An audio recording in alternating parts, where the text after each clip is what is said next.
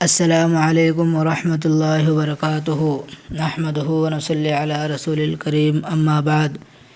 محترم بھائیو، بزرگوں، دوستو، آج ہم آپ حضرات کے لیے ایک نیا سبق لے کر کے حاضر ہوئے ہیں، اور اس سبق کا نام ہے انسان کے زندگی کا مقصد کیا ہے۔ آئیے اس سبق کے اندر آج ہم بات کریں گے کہ انسان کے زندگی کے مقصد کے بارے میں۔ اگر آپ بھی جاننا چاہتے ہیں تو آپ جلدی سے جا کر ہمارے چینل کو سبسکرائب کیجئے اور ویڈیو کو پورا اینڈ تک دیکھیے۔ تو چلیے شروع کرتے ہیں۔ سب سے پہلے بات یہ آتی ہے کہ انسان کے لیے وہی کچھ ہے جو وہ محنت کرتا ہے، یعنی انسان کو وہی چیز ملتی ہے جس چیز کے پیچھے وہ محنت کرتا ہے، اور اس کی کوشش دیکھی جائے گی، یعنی انسان کی کوشش دیکھی جائے گی۔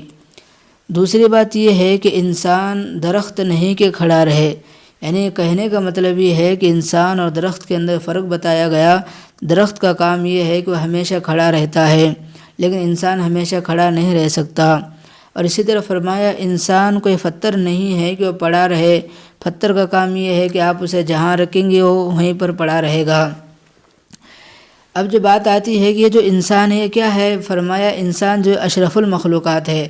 کیا مطلب ہے؟ فرمایا مطلب یہ ہے کہ انسان جتنے بھی اللہ نے مخلوقات پیدا فرمائے ہیں، ان تمام میں افضل اگر کوئی چیز ہے تو وہ انسان ہے۔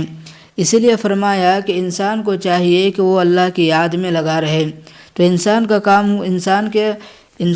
کام یہ ہے کہ وہ اللہ کی یاد میں لگا رہے۔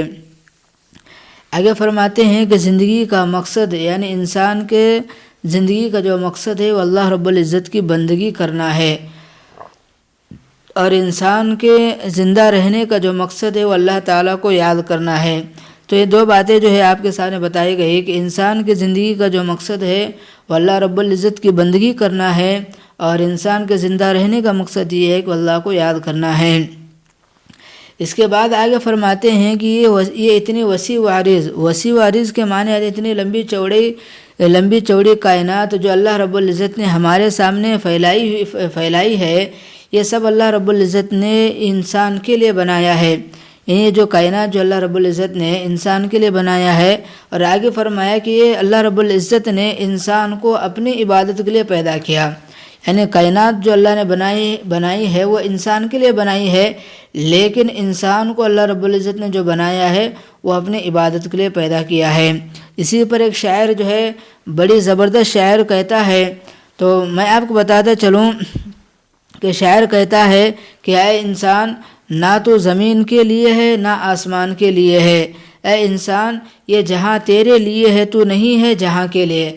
یعنی شاعر کہتا ہے کہ جو زمین و آسمان جو بھی چیزیں اللہ نے بنائی ہے وہ انسان کے لیے بنائی ہے، اور یہ دنیا جو بنائی ہے وہ انسان کے لیے بنائی ہے، لیکن انسان کو دنیا کے لیے نہیں بنایا، بلکہ انسان کو اللہ نے اپنی عبادت کے لیے بنایا، اللہ کو یاد کرنے کے لیے بنایا ہے۔